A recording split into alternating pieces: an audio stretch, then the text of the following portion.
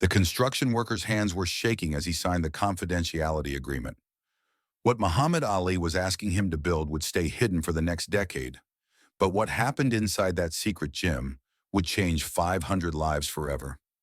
It was February 1970 and Muhammad Ali was at the peak of his fame, but also at the center of the most controversial period of his career. Stripped of his heavyweight title for refusing to fight in Vietnam, Ali was rebuilding not just his career, but his purpose. What nobody knew was that he was also literally building something that would define his true legacy. Ali had been driving through the poorest neighborhoods of Miami when he noticed something that broke his heart. Kids as young as 8 years old were hanging around street corners at midnight, some carrying knives, others already showing the hollow eyes of those who had given up on life before it had truly begun. These kids need somewhere to go, Ali told his business manager Gene Kilroy that night. They need someone to believe in them before they stop believing in themselves. But Ali didn't want to start another public charity or foundation that would attract media attention. He had seen too many celebrity charity events that were more about the celebrity than the charity. This was going to be different. This was going to be real. Ali purchased a rundown warehouse in Miami's Overtown district under a false company name. The building looked abandoned from the outside, which was exactly what he wanted. He hired a small crew of construction workers, each required to sign confidentiality agreements that seemed absurd for what appeared to be a simple renovation project. The renovation took 3 months, and Ali was there almost every day, working alongside the construction crew. He insisted on installing the heavy bags himself, wanting to make sure each one was positioned perfectly for kids of different heights. When the electrician suggested brighter lighting, Ali refused. These kids live in a world where everything bright gets taken away from them, Ali explained. This place needs to feel like home, not like a spotlight. Ali also had special modifications made that nobody understood at the time. Extra padding on all the walls, not just for safety, but because he knew some of these kids would need to hit something when they were angry, and he wanted them to be able to do it without getting hurt. Soundproofing throughout the basement, so neighbors wouldn't complain about noise, but also so kids could yell, cry, or laugh without worrying about being heard by the outside world. "Mr. Ali," the foreman asked one day as they installed professional boxing equipment in what had been a storage basement, "why all the secrecy? This is a good thing you're doing." Ali looked at the man seriously. Because the moment this becomes about Muhammad Ali helping kids, it stops being about the kids. They need to know they matter for who they are, not because they got help from a famous boxer. The gym was unlike anything anyone had ever seen. Ali spared no expense on equipment, but everything was designed to look used, humble, accessible. Brand new heavy bags were artificially aged. State-of-the-art lighting was dimmed to create the feeling of an underground club. The boxing ring was professional quality, but painted to look weathered. Most importantly, there were no pictures of Muhammad Ali anywhere. No championship belts on display, no autographed photos, nothing that would remind the kids that their teacher was the most famous athlete in the world. The first night the gym opened, Ali stood in the shadows watching as 3 kids cautiously entered through the basement door. Word had spread through the neighborhood that someone had opened a free boxing gym, but nobody knew who was behind it. "Is anybody here?" called out Marcus, a 12-year-old who had been caught stealing food from grocery stores. Ali emerged from the shadows wearing a simple gray hoodie and worn jeans. To the kids, he looked like just another trainer. Tall, strong, but not immediately recognizable as the Muhammad Ali from television. "Yeah, I'm here," Ali said quietly. "You boys want to learn how to fight?" "We already know how to fight," said Tommy, the oldest at 14, his knuckles scarred from street brawls. Ali smiled. "I'm not talking about street fighting. I'm talking about fighting for something that matters. Fighting for your future.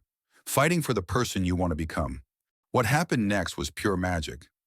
Ali began teaching these kids not just boxing technique, but life philosophy disguised as sports training. "Every time you throw a jab," Ali would tell them, "you're saying, 'I refuse to be a victim.'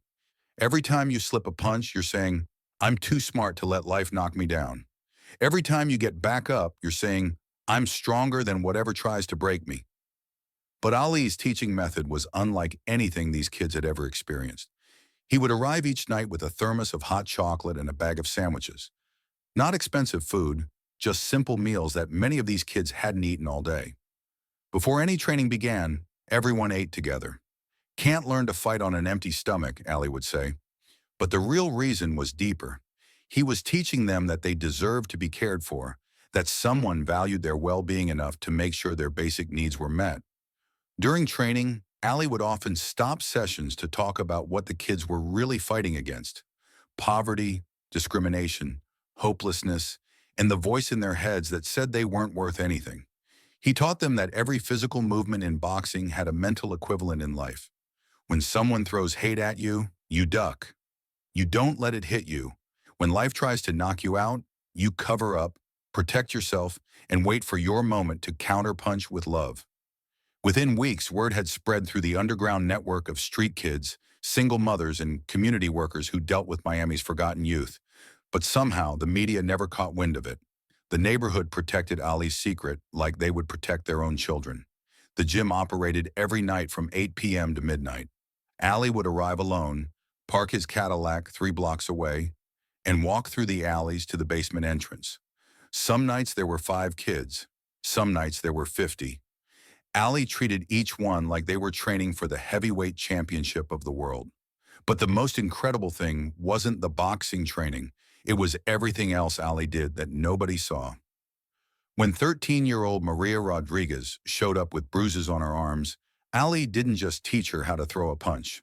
He quietly had one of his associates check on her home situation and arrange for her and her siblings to stay with relatives in a safer neighborhood. When 16-year-old James Washington was arrested for drug possession, Ali didn't abandon him. He hired a lawyer, attended the court hearing disguised in sunglasses and a baseball cap, and gave the judge a character reference for a kid he officially wasn't supposed to know. When 10-year-old David Kim's mother was evicted from their apartment, Ali didn't make a big show of helping.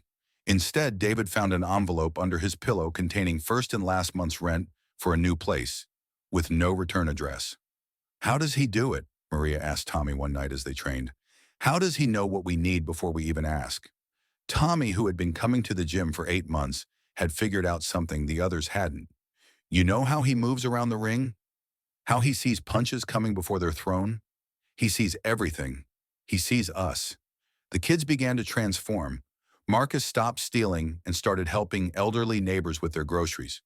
Tommy organized the other kids to clean up the alley behind the gym without being asked. Maria began tutoring younger children in reading. The changes weren't just individual, they were generational. Older siblings brought younger ones. Kids who had been enemies on the street became training partners in the gym. Most remarkably, parents who had given up on their children began showing up at the gym entrance, not to take their kids home, but to thank whoever was inside for giving their children hope. Ali established a rule that no child could train if they weren't attending school. He had volunteers, community members who had heard whispers about the mysterious gym, help with homework in a corner of the basement before training began.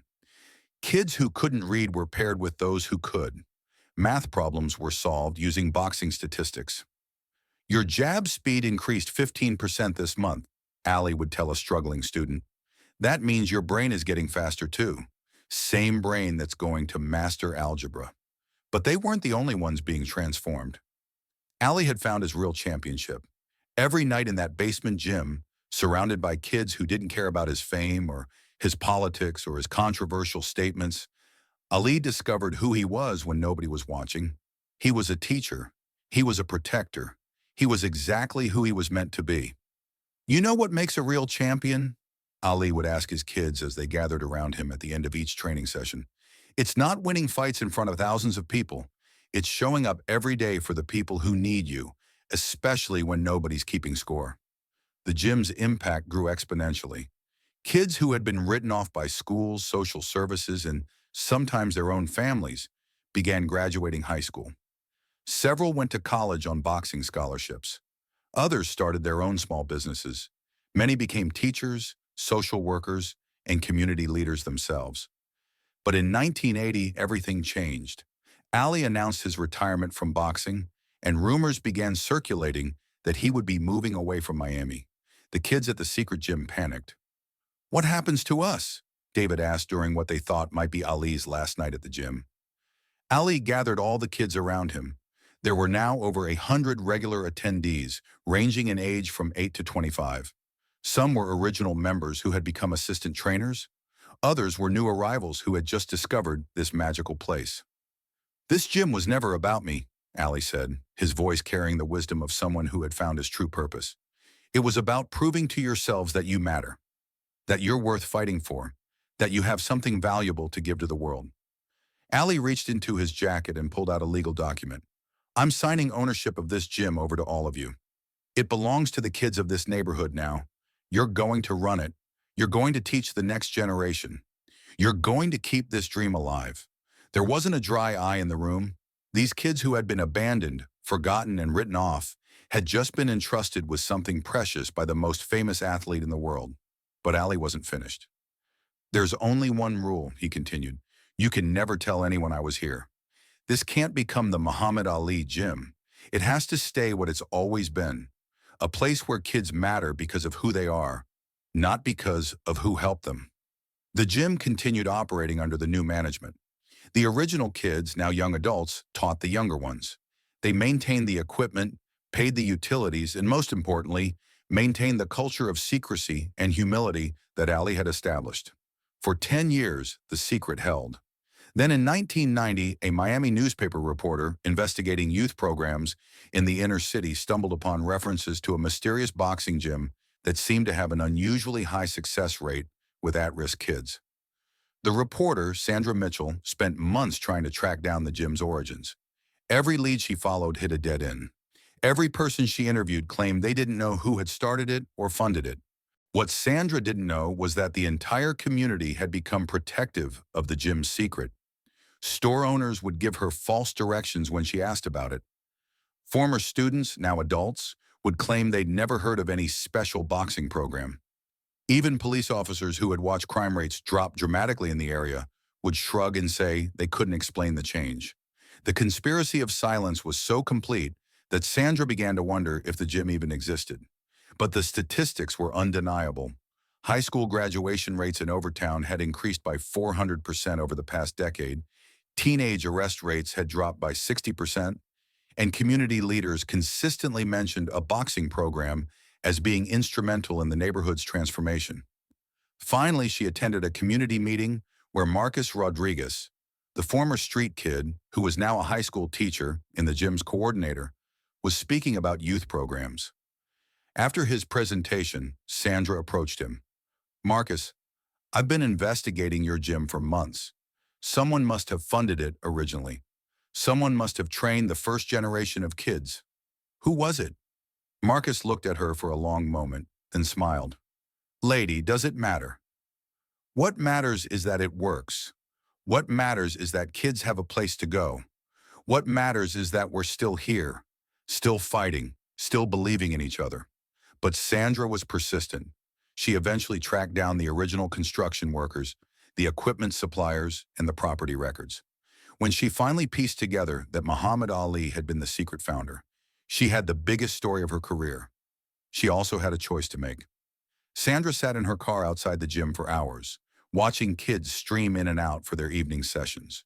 She saw teenagers who clearly had been in trouble teaching 8-year-olds how to wrap their hands properly.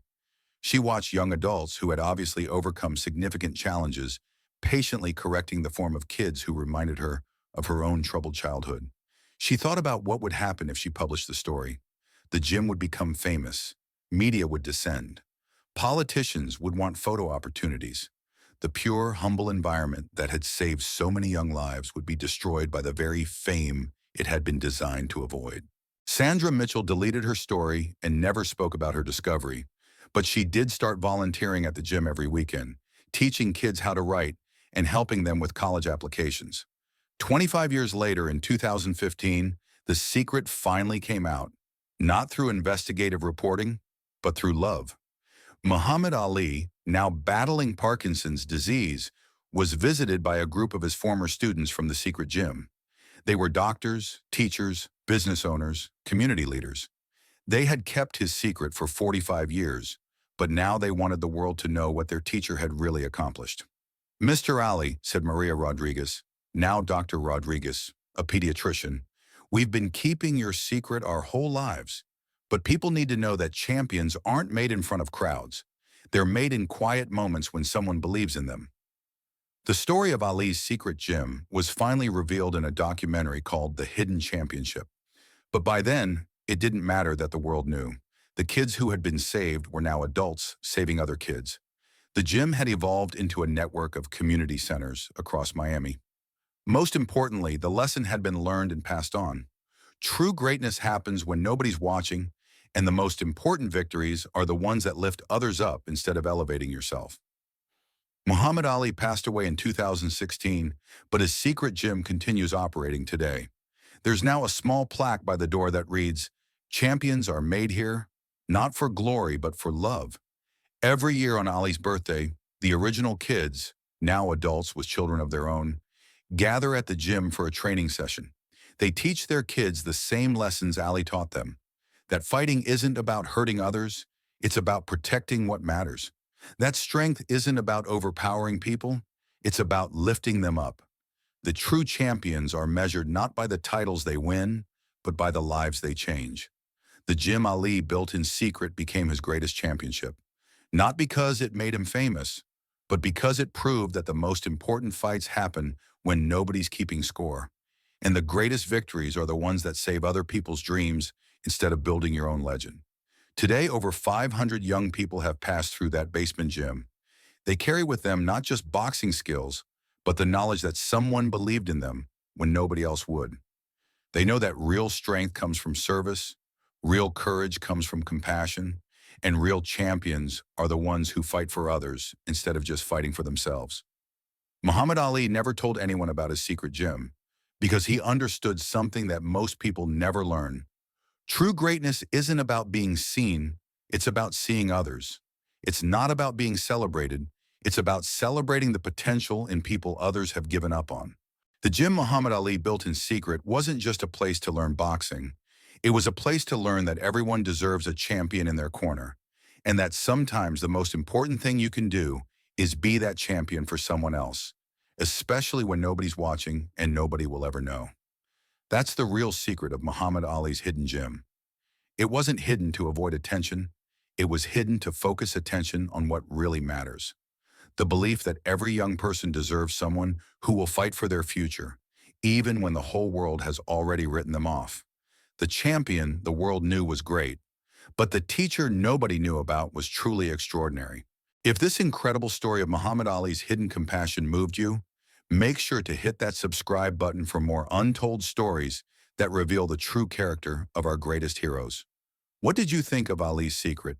Have you ever witnessed someone making a difference when nobody was watching?